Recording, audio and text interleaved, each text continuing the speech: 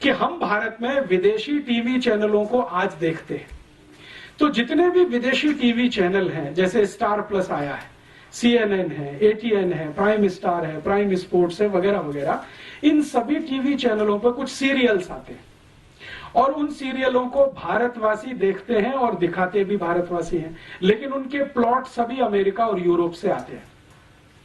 भारत में star plus पे सबसे ज्यादा सीरियल दिखाने वाली एक लड़की है जिसका नाम है एकता कपूर, उसके सबसे ज्यादा सीरियल आते हैं। सौभाग्य से एक बार मुझे उससे बात करने का मौका मिला मुंबई में, तो मैंने उससे एक ही सवाल पूछा कि आपके जितने भी सीरियल हैं, सास भी कभी बहू थी, घर घर की कहानी, तेरी मेरी कहानी, इसकी कहानी, उसकी कहानी, ये सब सीरियल के प्लॉट्स कहां से आते हैं, कहानी कहां से आती है? तो उन्होंने कहा this is all important. Plot तो सभी अमेरिका से हैं, यूरोप से आए हैं, कहानी सब वहां से आई है, उसमें हमने भारतीय पात्रों को फिट करने की कोशिश की है। तो मैंने कहा अब मुझे समझ में आ गया कि आपके सभी सीरियल में माताओं को ही सबसे ज्यादा गालियां क्यों दी जाती है। सास भी कभी बहू थी, आप अगर इस सीरियल को ध्यान से देखें तो इस सीरियल की सभी स्त्री पात्र या माताएं पात्र सबसे ज्यादा दुर्भावना का शिकार है। ऐसे ही कसौटी जिंदगी की या कहानी घर घर की, कोई भी सीरियल देखें, ये सभी सीरियलों को मैं देख नहीं पाता हूं, लेकिन इनकी स्टोरी जरूर पढ़ता हूं मैं, कभी अखबार में आती है, कभी मैगजीन में।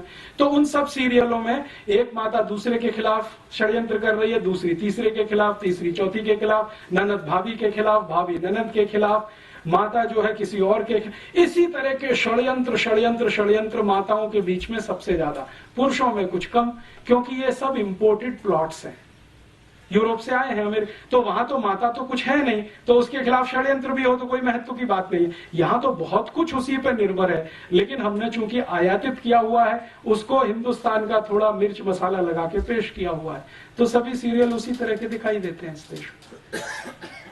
चूंकि हम अगर अपनी सभ्यता को ध्यान में रख के कोई सीरियल बनाएं और अपनी मान्यताओं को ध्यान में रख के बनाएं, तो इसके बिल्कुल विपरीत बनेंगे जो आज हम देख रहे हैं या दिखाए जा रहे हैं।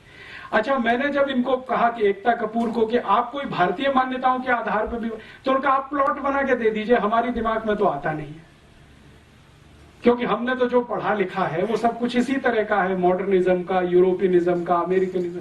एकता कपूर यूरोप में पढ़ के आई है, थोड़े दिन अमेरिका में रह के आई है, तो वो कहती है कि ज्यादा कुछ हम जो देखते रहे वो यहाँ पे बनाते रहे। तो इस तरह का होता है, जब आप अंधानुकरण करते हैं, बिना सोचे समझे नकल करते हैं, तो इस तरह का उसमें से कुछ निकलता है। फिर हम अपना सिर पीटते हैं, अरे हमारी संस्कृति का नाश हो रहा है, सभ्यता का नाश हो रहा है। वो तो होगा ही, क्योंकि बिना सोचे समझे तो आप ये सब कर ही रहे हैं। कोई विचार तो होता नहीं, कोई बहस तो होती नहीं, कोई मुहाविसा तो होता नहीं इस देश में, ऐसे ही चलता जाता है। तो एक मात्र सत्तात्मक समाज हमारा, एक पितृ सत्तात्मक समाज उनका। अब कौन अच्छा कौन बुरा इसमें नहीं जाना चाहिए, वो अलग हम अलग। अब अलग अलग मान्यता और सभ्यता के लोग अलग अलग मान्यता और सभ्यता के ही कार्य करेंगे, तभी कुछ अच्छा होगा, नहीं तो उसमें से कुछ खराब ही निकलेगा। घालमेल करेंगे, फ्यूजन करेंगे तो खिचड़ी बनेगा।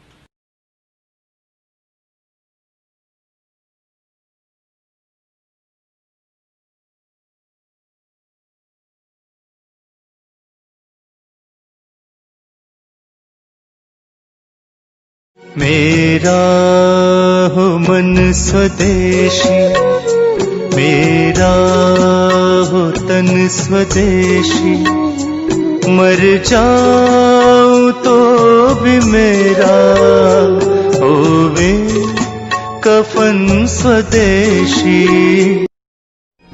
मैं भारत को भारतीयता की मान्यता के आधार पर फिर से खड़ा करना चाहता हूं, उस काम में लगा हूं।